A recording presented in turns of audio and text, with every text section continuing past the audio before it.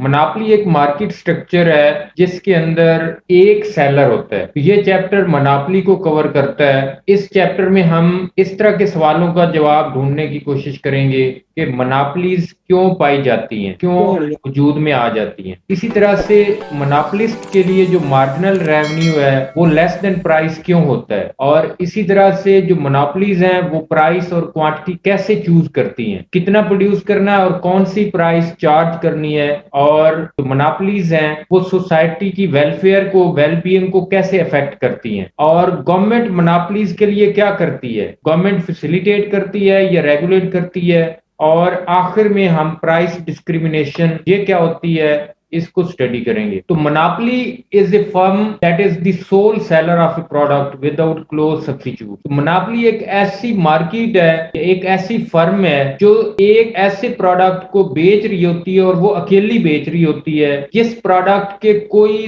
Close substitutes नहीं होते। Monopoly market और प्योर कंपटीशन या परफेक्ट कंपटीशन के अंदर जो की डिफरेंस है वो मार्केट पावर का है। अब मोनोपोली फर्म जो होती है उसके पास मार्केट पावर होती है, the ability to influence the market price of the product it sells. जबकि जो कंपेटिटिव फर्म है या जो फर्म प्योर कंपटीशन के अंदर ऑपरेट कर रही होती है उसके पास इतनी मार्केट पावर नहीं होती। प्योर मोनोपोली के कैरेक्टरिस्टिक्स अगर हम देखें तो ये एक सिंगल सेलर, सिंगल प्रोड्यूसर होती है। ये ऐसी फर्म है जो एक ऐसा प्रोडक्ट बना रही होती है जो कोई और नहीं बना रहा होता, और बनाने के बाद वो बेच रही होती है, और जो प्रोडक्ट वो बना रहे हैं it is unique. They are price makers, क्योंकि उनका प्राइस के ऊपर कंट्रोल होता है। जो मोनोपोलिस्ट हैं या मोनोपोली फर्म है ये प्राइस मेकर होती है, अपनी मर्जी से प्राइस बना लेती है। और मोनोपोली मार्केट के अंदर नई फर्म्स का एंटर होना बहुत मुश्किल है due to the presence of strong barriers to entry. इस मार्केट में प्राइस के ऊपर तो इनका अपना कंट्रोल है, मर्जी से प्राइस आगे पीछे कर सकते हैं क्योंकि इनका कोई कंपेटिटर नहीं है। लेकिन इसमें नॉन प्राइस कंपटीशन होता है, और वो क्या है, ज्यादातर पब्लिक रिलेशनिंग और एडवर्टाइजिंग भी ये कर सकते हैं टू इंक्रीज द डिमांड। तो मोनोपोलीज क्यों वजूद में आती हैं, उसकी मेन जो रीजन है वो है entry barriers. Barriers to entry in the market वो बहुत ही मुश्किल होते हैं जिसकी वजह से other firms can not enter in the market, और इस वजह से एक ही फर्म वो डोमिनेट कर जाती है। मोनोपोली मार्केट के अंदर चार तरह के एंट्री बैरियर्स होते हैं।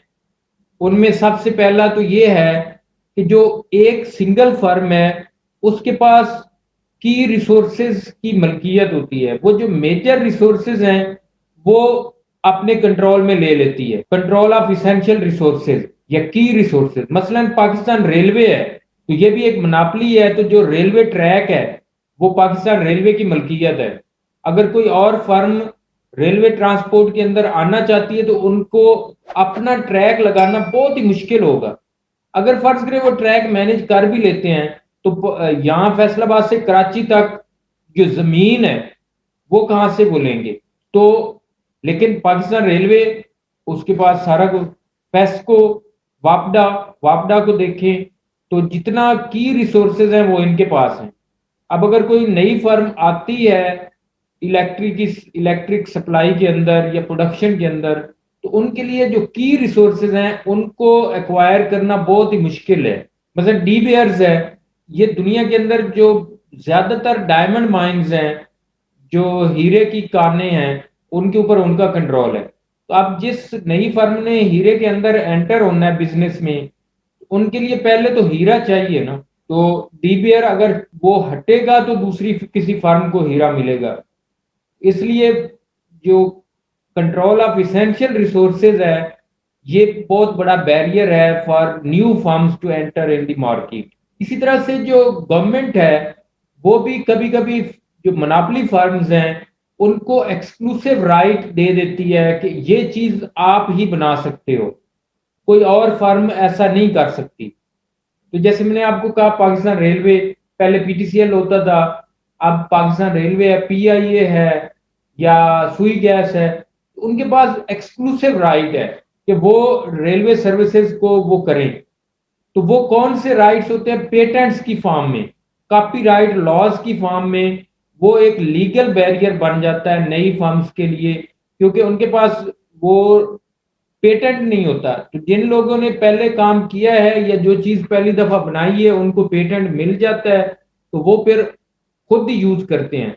तो उसके अलावा उनके किसी और कंपनी किसी और फर्म के पास लाइसेंस नहीं होता, तो वो उस मार्केट में एंटर ही नहीं हो सकते। इसी तरह से तीसरा बैरियर है pricing and other strategic barriers. तो तीसरा ये है कि वो एडवर्टाइजिंग करते हैं, पब्लिक रिलेशनिंग करते हैं, वो डिजाइन थोड़ा बहुत चेंज कर देते हैं, जिसकी वजह से नई फर्म्स का एंटर होना बहुत मुश्किल होता है। या जैसे ही वो देखते हैं कि कोई नई फर्म आ रही है तो वो फौरन अपने प्रोडक्ट की प्राइस गिरा देते हैं, जिसकी वजह से नई फर्म्स के प्रोडक्ट की डिमांड बैठ जाती है और उनको फिर दोबारा मजबूरन मार्केट छोड़ना पड़ती है। हमने पहले भी पढ़ा था, ये चौथा है नेचुरल मोनोपोली, या इसको हम इकोनॉमीज ऑफ स्केल कहते हैं। ये चौथा करैक्टर है कि जैसे जैसे एक फर्म अपने साइज में बढ़ती है उसकी जो एवरेज टोटल कास्ट है वो कम होती जाती है।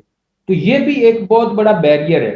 जो ऑलरेडी मैंने जैसे आपको कहा वापडा, वो इतना एक्सपैंड कर चुका है कि उसको एक यूनिट बिजली का बहुत ही कम पैसों में पड़ता है। अब लेकिन जो नई फर्म मार्केट में आएगी उसके लिए तो एक यूनिट बनाना बहुत ही मुश्किल होगा और उसकी कास्ट बहुत ज्यादा होगी। तो ये नेचुरल मोनोपोली वाला फैक्टर, या इसको हम इकोनॉमीज ऑफ स्केल भी बोलते हैं, ये भी एक बैरियर के तौर पे काम करता है। क्योंकि एक जो already firm single firm market में ऑपरेट कर रही है तो उसका साइज इतना बड़ा हो चुका होता है कि वो अगर एक आध और चीज बनाती है, उसको जो नई चीज है एक एडिशनल यूनिट है, वो बहुत ही कम पैसों में पड़ता है। इसलिए नई फर्म का मार्केट के अंदर एंटर होना बहुत मुश्किल हो जाता है। फॉर एग्जांपल 1000 घरों को बिजली हमने प्रोवाइड करनी है किसी फर्म ने, इलेक्ट्रिसिटी, तो economies of scale due to huge fix cost, तो फिक्स कास्ट तो होनी ही होनी है। जैसे मैंने कहा रेलवे, तो रेलवे का ट्रैक ये फिक्स कास्ट है, जिस जमीन पे ट्रैक बिछा हुआ है वो फिक्स कास्ट है। वो कई साल पहले उन्होंने खरीद लिया, अब वो जितना ज्यादा ऑपरेट करेंगे उस कास्ट के ऊपर कोई फर्क नहीं पड़ना। तो जैसे जैसे आउटपुट बढ़ती जाएगी पर यूनिट कास्ट कम होती जाएगी। अगर एक ही फर्म 1000 घरों को बिजली प्रोवाइड करती है तो उसको एक यूनिट जो है वो बहुत सस्ता पड़ेगा। 1000 घरों को बिजली प्रोवाइड करना, उनके लिए एक घर को सप्लाई करना $50 का खर्चा होता है, एक अगर फार्म हो। लेकिन अगर दो फार्म्स हो जाएं तो आप देखिए दोनों फार्म्स 500 घरों को सर्व करें तो हर फार्म को एक घर पे आने वाला खर्चा जो वो $80 हो जाता है। तो इसमें कौन सी सिचुएशन अच्छी है, सिंगल फर्म या डबल? सिंगल फर्म में। तो सिंगल में आप देखिए, अगर सिंगल फर्म हो तो हर घर को वो $50 में बिजली प्रोवाइड कर सकती है। लेकिन अगर ये निकल जाए तो, और अगर दो फर्म्स आ जाए तो $80 में हर घर को बिजली मिलेगी। तो जब $80 उनकी कास्ट आ रही है तो वो जो हाउस होल्ड हैं, जो घर वाले हैं, उनसे वो क्या कास्ट चार्ज करेंगे? वो ये 80 से ज्यादा होगी। तो ये है मोनोपोली का फायदा कि जैसे जैसे साइज बढ़ता है पर यूनिट कास्ट कम होती जाती है। मोनोपोलिस्ट देखता है कि कोई नई फर्म आ रही है, फर्ज करें इसमें आप देखें एक फर्म $50 में एक घर को बिजली प्रोवाइड कर रही है। अब अगर वो देखते हैं कि कोई नई फर्म आ रही है तो वो क्या करेंगे, वो प्राइस और नीचे कर देंगे। तो जो नई फर्म है वो अगर 50 के लिए भी आ रही थी, तो जब जो एग्जिस्टिंग फर्म है वो 50 से कम पे देना शुरू कर देगी तो इस फर्म के लिए 50 से कम पे काम करना मुश्किल हो जाएगा। तो मोनोपोली को जब अगर हम कंपटीशन के साथ कंपेयर करें तो जो मोनोपोलिस्ट है उसका जो डिमांड कर्व होता है वो प्योर कंपटीशन की तरह नहीं होता, वो डाउनवर्ड स्लोपिंग होता है। कि जो प्योर कंपटीशन के अंदर डिमांड कर्व है वो परफेक्टली इलास्टिक होता है, जो प्राइस सेट हो जाती है वही क्वांटिटी फर्म को वो सप्लाई करनी होती है या लोगों को वो मिल रही होती है। सेम प्राइस पे डिमांड आगे पीछे हो जाती है। तो प्योर कंपटीशन में आपको याद होगा जो मार्केट डिमांड कर्व है वो परफेक्टली इलास्टिक है। तो मार्केट डिमांड वो डाउनवर्ड स्लोपिंग है, लेकिन जब सप्लाई और डिमांड के इंटरेक्शन से प्राइस सेट हो जाती है तो हर फर्म को वही डिमांड फेस करनी पड़ती है। तो फिर जो फर्म का डिमांड कर्व है वो परफेक्टली इलास्टिक या हॉरिजेंटल होता है, जबकि मार्केट डिमांड कर्व वो डाउनवर्ड स्लोपिंग होता है। तो इसमें आप देख सकते हैं कि जो फर्म है वो क्वांटिटी बढ़ा सकती है विदाउट लोअरिंग पी, क्योंकि जो फर्म को डिमांड कर फेस हो रहा है वो हॉरिजॉन्टल है। मार्केट के अंदर जब ज्यादा फर्म्स जाएंगी तो वो ऐड होता जाएगा, तो ये कंपेटिटिव फर्म का डिमांड कर्व है। तो कंपेटिटिव फर्म के लिए क्या होता है, जो मार्जिनल रेवेन्यू है वो प्राइस के बराबर होता है। सेम प्राइस पे जो डिमांड है वो चेंज हो रही है, तो अगर एक्स्ट्रा यूनिट वो बेचते हैं तो उनको उतनी ही प्राइस मिलनी है जितनी पिछले यूनिट पे मिली थी। लेकिन जो मोनोपोलिस्ट का डिमांड कर्व है वो डाउनवर्ड स्लोपिंग होता है, और क्योंकि ये मार्केट, जो मोनोपोलिस्ट है वो मार्केट है, मना एक ही सेलर है और वही मार्केट है। क्योंकि मोनोपोलिस्ट सिंगल सेलर होता है, इसको जो डिमांड कर्व है वो डाउनवर्ड स्लोपिंग डिमांड कर्व वो उसको फेस करना पड़ता है। जैसे इसमें आप देख रहे हैं, अगर इसने ज्यादा, जैसे आपने प्योर कंपटीशन के अंदर देखा कि अगर फर्म ज्यादा आउटपुट सेल करना चाहती है तो उसी प्राइस पे वो ज्यादा भी सेल कर सकती है, कम भी कर सकती है। लेकिन चूंकि मोनोपोलिस्ट सिंगल सेलर है और वही मार्केट है, अगर इसने ज्यादा चीज बेचनी है यानी डिमांड बढ़ानी है अपने प्रोडक्ट की, तो उसको प्राइस कम करनी पड़ेगी। और ये इसमें आप देख रहे हैं, प्राइस अगर कम करेगा तो डिमांड बढ़ेगी, लेकिन जो लास्ट इसमें आप देखें तो प्राइस कम हो ना हो, डिमांड बढ़ भी रही है और कम भी हो रही है। लेकिन मोनोपोलिस्ट के अंदर क्वांटिटी डिमांडेड बढ़ाने के लिए उसको प्राइस कम करना पड़ती है, और फिर इस वजह से क्या होता है, जो मार्जिनल रेवेन्यू है वो प्राइस के बराबर नहीं रहता। तो मोनोपोली के अंदर marginal revenue is not equal to price, और हम देखेंगे कि मार्जिनल रेवेन्यू जो है वो प्राइस से कम होता है मोनोपोली के अंदर। तो चूंकि pure monopolist is the industry, इसका जो डिमांड कर्व है वही मार्केट डिमांड कर्व है, और जो डिमांड कर्व है वो डाउनवर्ड स्लोपिंग है, और मार्जिनल रेवेन्यू जो है वो लेस देन प्राइस होता है in the case of monopoly. ये है एग्जांपल, ये क्वांटिटी है, ये प्राइस है। आप इसका डिमांड का ड्रा कर भी सकते हैं। अगर प्राइस $4.5 हो तो क्वांटिटी जो डिमांडेड है वो जीरो है, तो प्राइस जैसे जैसे कम हो रही है डिमांड बढ़ती जा रही है। आपने टोटल रेवेन्यू फाइंड करना है, इन दोनों को आप मल्टीप्लाई करें तो टोटल रेवेन्यू आ जाएगा। क्वांटिटी को प्राइस से मल्टीप्लाई किया तो टोटल रेवेन्यू आ गया। एवरेज रेवेन्यू कैसे हम निकालेंगे, एवरेज रेवेन्यू होता है टोटल रेवेन्यू को क्वांटिटी पे डिवाइड कर देना। तो यहाँ पे एवरेज रेवेन्यू कितना आएगा, 4 ही आएगा।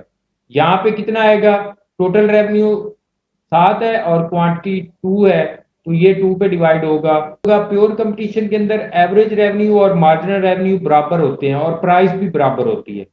लेकिन यहाँ पे आप देखें, बल्कि एवरेज रेवेन्यू और प्राइस सेम है, आप ये पहले वाले को छोड़ के बाकियों में। लेकिन मार्जिनल रेवेन्यू कैसा है, वो डिफरेंट होगा और वो कम होगा फ्रॉम प्राइस। इसमें आप देखें, मार्जिनल रेवेन्यू 4 है, प्राइस है 4.5। मार्जिनल रेवेन्यू 3 है, प्राइस है 4। 2 है, 3.5 है। 1 है, 3 है। 0 है, 2.5 है। 2 है, -1 है। तो ये है मार्जिनल रेवेन्यू। इसका हम ग्राफ अगर बनाएं तो इस तरह से बनेगा। डिमांड का ग्राफ बनाएं, ये है डिमांड का, प्राइस और क्वांटिटी डिमांडेड। तो 0 पे आपने देखा है 4.5 पे डिमांड 0 है, 4 पे 1 है, 1.5 पे 6 है और 1 पे 7 है, और 0 पे 8 है, 8 या जो भी। अब अगर हम मार्जिनल रेवेन्यू को ड्राइव इसको ड्रॉ करें यहाँ पे, तो आप देख रहे हैं जो मार्जिनल रेवेन्यू कर्व है वो इससे नीचे लाई कर रहा है। मोनोपोली मार्केट के अंदर जो मार्जिनल रेवेन्यू होता है वो लेस देन प्राइस होता है। उसकी वजह क्या है, आप देख रहे हैं जैसे जैसे क्वांटिटी बढ़ रही है मार्जिनल रेवेन्यू प्राइस की निस्बत कम हो रहा है। दो वजह से जो रेवेन्यू है वो उस पर इफेक्ट हो रहा है। क्वांटिटी बढ़ने की वजह से दो इफेक्ट्स हैं, एक है आउटपुट इफेक्ट, तो more output is sold which raises revenue. Output तो बढ़ रही है जिसकी वजह से रेवेन्यू भी बढ़ रहा है। जो आप आउटपुट प्रोड्यूस कर रहे हैं वो आपने बेचनी है तो उसकी वजह से रेवेन्यू भी बढ़ेगा। दूसरा इफेक्ट है प्राइस इफेक्ट। तो प्राइस चूंकि कम हो रही है और कम होने की वजह से जो रेवेन्यू है वो कम होता है। तो अगर ज्यादा आउटपुट बेचनी है मोनोपोलिस्ट ने तो he must lower the price और on all the units it sells. अब अगर मोनोपोलिस्ट ने एडिशनल आउटपुट या एडिशनल यूनिट्स ऑफ आउटपुट बेचने हैं, उसको जो पिछले यूनिट्स हैं उनकी भी या जितने भी यूनिट्स हैं उनकी भी प्राइस कम करना पड़ती है। अब हम देखेंगे जो मोनोपोलिस्ट है वो प्रॉफिट मैक्सिमाइजेशन कैसे करता है। तो रूल वही है जैसे कंपेटिटिव मार्केट के अंदर फर्म्स करती हैं, मार्जिनल रेवेन्यू मार्जिनल कास्ट, तो बिल्कुल वही रूल है। जहां पे मार्जिनल रेवेन्यू मार्जिनल कास्ट के बराबर होता है, प्रॉफिट वहां पे मैक्सिमम होगा या लॉस मिनिमम होगा। तो जब उसको ये पता चल जाता है कि मार्जिनल रेवेन्यू मार्जिनल कास्ट यहाँ पे बराबर हैं, तो वो फिर कंज्यूमर्स के लिए प्राइस सेट कर देता है जिसके ऊपर वो विलिंग टू पे होते हैं। और ये प्राइस कहां से उसको मिलती है? प्राइस आ रही है डिमांड कर्व के साथ। आपने देखा था जो डिमांड कर्व है वो प्राइस और क्वांटिटी डिमांड को रिलेट कर रहा होता है, तो वो प्राइस फाइंड करता है, उसको रिकॉग्नाइज करता है फ्रॉम डिमांड कर्व। ये ग्राफ है आपके सामने, हमने डिमांड कर्व ड्राइव किया था। मार्जिनल रेवेन्यू आपने देखा था वो बिलो द डिमांड कर्व है, लेस देन डिमांड है, यानी प्राइस से कम है। तो मार्जिनल रेवेन्यू मार्जिनल कास्ट यहाँ पे बराबर हो रहे हैं इस पॉइंट पे, तो वो इतनी आउटपुट बनाएगा। इस पे आप परपेंडिकुलर ड्रा करेंगे, ये देखें, ये है प्रॉफिट मैक्सिमाइजिंग आउटपुट लेवल। ये हो गया आउटपुट की आइडेंटिफिकेशन। ये profit maximising level of output है। क्यू के लिए कंज्यूमर कितनी प्राइस पे करने के लिए तैयार है उसका हमें पता चलना है डिमांड कर्व से। यहां पे इतनी प्राइस कंज्यूमर देने के लिए तैयार है तो वो यही प्राइस चार्ज करेगा। ये देखें, ये प्राइस है। अब हम इसका प्रॉफिट और रेवेन्यू और मार्जिनल रेवेन्यू टोटल रेवेन्यू उसको देखते हैं। तो जो मोनोपोलिस्ट है वो अपनी प्राइस को इलास्टिक रीजन के अंदर सेट करता है। जो डिमांड कर्व है आपने इधर इसमें भी देखा, ये जो डिमांड कर्व है इसमें तीनों रीजन होते हैं, आपने पढ़ा हुआ है, इलास्टिक, यूनिटरी इलास्टिक और इनइलास्टिक। तो इनइलास्टिक पार्ट जो होता है वो आमतौर पे नीचे होता है, नीचे वाली साइड पे, इस साइड पे। तो जो मोनोपोलिस्ट है वो आमतौर पे इलास्टिक रीजन में, ये जैसे वो कर रहा है तो शायद यहां तक इलास्टिक रीजन हो, यहां तक हो, इससे नीचे वो नहीं जाएगा। तो जो मोनोपोलिस्ट है वो प्राइस इलास्टिक रीजन में सेट करता है। तो ये है, ये देखें, ये डिमांड कर्व है और ये मार्जिनल रेवेन्यू है। यहां पे आप देखिए मार्जिनल रेवेन्यू यहां पे आके जीरो हो गया है, इससे आगे भी जाता है, आपने देखा था नेगेटिव भी हुआ था। तो ये जहां तक मार्जिनल रेवेन्यू जीरो नहीं हो जाता वो रीजन इलास्टिक रीजन है। इलास्टिक का आपको पता है प्राइस कम करने से जो डिमांड है, जितनी प्राइस में चेंज आती है डिमांड में ज्यादा चेंज आती है, तो वो इस रीजन के अंदर अपनी प्राइस सेट करेगा। और आप देख रहे हैं जहां तक इलास्टिक रीजन है टोटल रेवेन्यू बढ़ रहा है। इलास्टिक रीजन के बाद इन इलास्टिक रीजन शुरू हो जाता है तो वहां पे टोटल रेवेन्यू कम हो रहा है। तो अब प्रॉफिट होगा कितना? मोनोपोलिस्ट का प्रॉफिट आप कैलकुलेट कैसे करते हैं? तो इसमें हमने एवरेज टोटल कास्ट भी डाली है। तो ये प्राइस है, इसका मतलब है ये इसका टोटल रेवेन्यू है, ये क्वांटिटी है और ये प्राइस है। इसको आप मल्टीप्लाई करें तो ये जो पूरी रेक्टेंगल बन रही है ये तो है टोटल रेवेन्यू। अब इस आउटपुट पे पर यूनिट खर्चा कितना आ रहा है वो यहां तक है। तो टोटल कास्ट आप करेंगे तो ये वाली रेक्टेंगल इससे नीचे बन जाएगी, तो इसको माइनस कर देंगे तो आपके पास ये एवरेज टोटल कास्ट, ये जो नीचे वाला है ये सारी टोटल कास्ट है और ये वाला जो है उसका प्रॉफिट बच जाएगा। ये तो price minus average total cast into Q, तो ये प्रॉफिट है उसका। प्राइस उसने कौन सी चार्ज करनी है, इसी लाइन को आप ऊपर ले जाएंगे तो वो जहां पे डिमांड कर को वो टच करेगा वो प्राइस सेट करेगा। फिर उसने अपनी कास्ट देखनी है, वो उसने देखनी है एवरेज टोटल कास्ट से। तो ये है, ये टोटल कास्ट बन जाएगी, ये टोटल रेवेन्यू था, तो ये जो ग्रीन एरिया है ये उसका प्रॉफिट है। तो ये एक प्रोसीजर है आपने कैसे profit maximising level of output और प्रॉफिट कैलकुलेट करना है। तो सबसे पहले तो है आपने profit maximising level of output find करना है, जो कि आपको पता चलता है from where marginal revenue is equal to marginal cost. उसके बाद आपने profit maximising level of output find करनी है by extending the vertical line from quantity axis. जो क्वांटिटी जहां पे वो दोनों एक दूसरे को टच कर रहे थे, कट कर रहे थे, मार्जिनल रेवेन्यू मार्जिनल कास्ट, उसको आप ऊपर डिमांड कर्व की तरफ लेके जाएं, जो मोनोपोलिस्ट का डिमांड कर्व है। आपने देखा है, ये देखें, यहाँ पे profit maximising level of output आ गया। सेकंड स्टेप में आपने इसको आगे एक्सटेंड करना है टुवर्ड्स डिमांड कर्व, ये प्राइस लेवल है।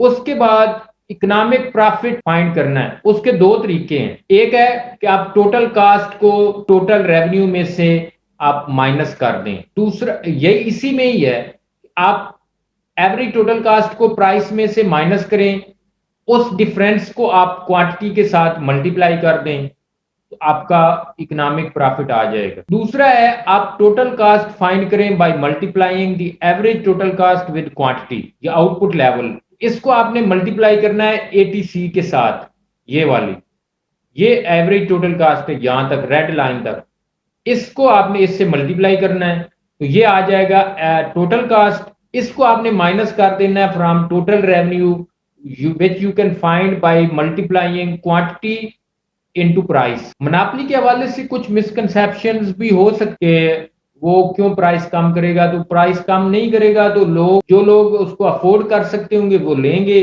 जो नहीं कर सकते होंगे वो नहीं लेंगे। अब होंडा की जो गाड़ी है वो प्राइस बढ़ाते जाएं, तो जिनकी कैपेसिटी है, जो विलिंग टू पे हैं वो ले लेंगे, जिनकी कैपेसिटी नहीं है वो नहीं लेंगे। तो इसी तरह से अगर बिजली वो महंगी करते जाते हैं तो लोग दोबारा वापस से वो कहेंगे हम बिजली नहीं यूज करते। सुई गैस आप देखें, अगर वो महंगी करते जाएंगे तो लोग अल्टरनेटिव सोर्सेज ऑफ एनर्जी वो उसकी तरफ जाएंगे। तो जो मोनोपोलिस्ट है वो जरूरी नहीं है कि वो हमेशा हाईएस्ट प्राइस चार्ज करे, तो जो मोनोपोलिस्ट है वो हाईएस्ट प्राइस नहीं चार्ज करता। ये जो 125 है ये हाईएस्ट प्राइस तो नहीं है, हाईएस्ट प्राइस तो इसको आप इधर लेके जाएंगे तो शायद 180 बन जाएगी, तो हाईएस्ट प्राइस तो 170 है, वो 170 तो नहीं चार्ज कर रहा। 170 और 125 के दरमियान बहुत सारी प्राइसेस हैं, तो वो वाली भी नहीं चार्ज कर रहा, तो वो चार्ज कर रहा है 125 या 122, तो 122 वो चार्ज कर रहा है। दूसरी मिसकंसेप्शन ये है कि ये यूनिट प्रॉफिट को नहीं देखता, ये टोटल प्रॉफिट को देखता है। आप देख सकते हैं उसने 100-200 पे 1 किलो की बात की, और जब आपने कहा मैंने 2 किलो लेने हैं, उसने 170 कर दिया, उसका टोटल प्रॉफिट जो है वो बढ़ रहा है, तो इसलिए वो प्राइस कम करके अपने प्रॉफिट को ज्यादा कर रहा है। और जो मोनोपोलिस्ट है उसको नुकसान भी हो सकता है, वो किस वजह से, कि लोगों की डिमांड बिल्कुल कम हो जाए, या दूसरी तरफ जो इनपुट प्राइसेस हैं वो बहुत ज्यादा हो जाएं, तो तब भी जो वो चीज बना चुका है या उसने बनानी है उसको बहुत ज्यादा खर्चा आएगा, तो उसको नुकसान हो सकता है।